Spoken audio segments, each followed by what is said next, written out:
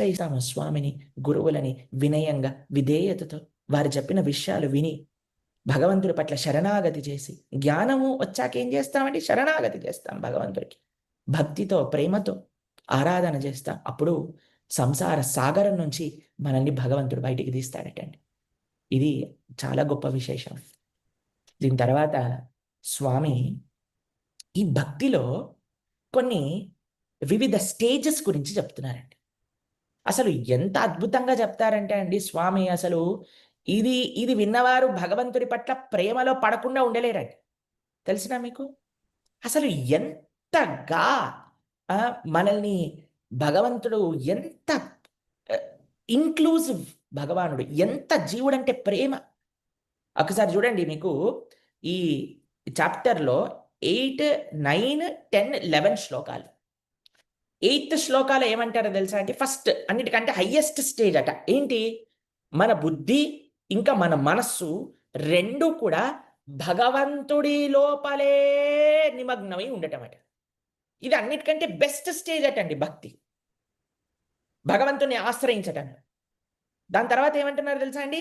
ఇది కాకపోతే ఇంకొక స్టేజ్ ఇస్తున్నారండి 12.9లో. ఏమంటున్నారు తెలుసా అండి?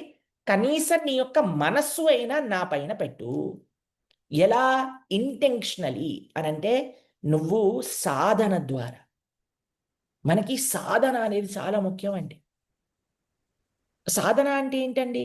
మనం ప్రొద్దున పూట ఈరోజు చేసుకున్నాం భగవన్నామ జపము, భగవంతుడి గురించి వినటము, భగవంతుడి యొక్క శ్రీ విగ్రహ ఆరాధన చేసుకోవటము, భాగవతుల యొక్క సాంగత్యంలో భాగవతం వినటము, ఇవన్నీ కూడా సాధన. ఎప్పుడైతే ఈ సాధన చేస్తామో మన మనస్సు ఆటోమేటిక్గా మనం భగవంతుడి వైపుకి వెళ్తుంది. ఇదేంటి? అన్ఇంటెన్షనల్గా, అబ్జర్వ్డ్గా 24/7 భగవంతుడి గురించే ఆలోచించు. ఆ స్థితి లేకపోతే ఒక్క స్థితి డౌన్. అయ్యా, సాధన ద్వారా అయినా సరే నీ మనసు ఎక్కడికి వెళ్తున్నా సరే దాన్ని లాగి నా యందు పెట్టు. ఇది రెండవ స్టేజ్ అండి. సరే, ఇది కూడా చేయకపోతే ఇంకో స్టేజ్ భగవంతుడు కిందికి దిగి వచ్చాడు. ఏంటో తెలుసా? అయ్యా, నీ మనస్సుని కానీ నువ్వు పెట్టకపోతే కనీసం నా కోసం పని చెయ్యి, నా కోసం చెయ్యి కర్మలు, నాకు సేవగా చెయ్యి, ఏదో ఒక సేవలో నిమగ్నము. నువ్వు ఏది చేయగలిగితే, భగవంతుడు ఇచ్చిన ఏ టాలెంట్ నీకు ఇస్తే ఆ టాలెంట్ని ఈ సేవలో ఉపయోగం చెయ్యి. మెల్లమెల్లగా మెల్లమెల్లగా మనసు వస్తుంది. దాని తర్వాత న్యాచురల్గా నీకు అబ్జార్ప్షన్ వస్తుంది. కనీసం ఈ పనైనా చెయ్యి.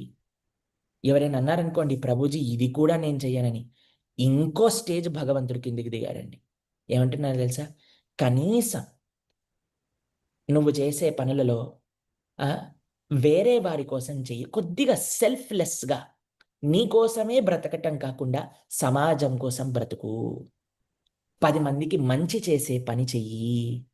దాని తర్వాత మెల్లగా నా దగ్గరికి వస్తాం. దాని తర్వాత మెల్లగా ఇంకో మెట్టు పైకి ఎక్కుతాం. దాని తర్వాత ఇంకో మెట్టు పైకి ఎక్కుతాం. ఎంత ప్రేమండి భగవంతుడి కంటే మనం. ఒక్కొక్క మెట్టు ఇచ్చారండి. ఇది అన్నిటికంటే హయ్యెస్ట్. మనసు, బుద్ధి మొత్తం కూడా ఎల్లప్పుడూ నా వద్దే ఉండాలి. చేయలేవా తండ్రి? పర్వాలేదు నాన్న, ఇంకొక మెట్టు కిందికి దిగి. సాధన ద్వారా ఇది చాలా ముఖ్యమండి. మనందరం ఎల్లప్పుడూ, చాలామంది అంటారండి మాతో, మీరు జపం చేయండి, కొద్దిగా భగవంతుడి యొక్క ప్రవచనం వినండి అని అంటే ఏమంటారు తెలుసా అండి?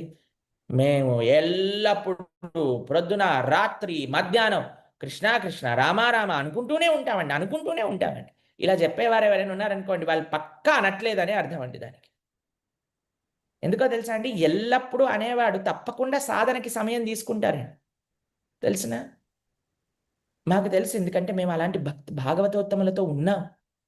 నిరంతరం ఎప్పుడూ భగవన్నామం వస్తూనే ఉంటుంది.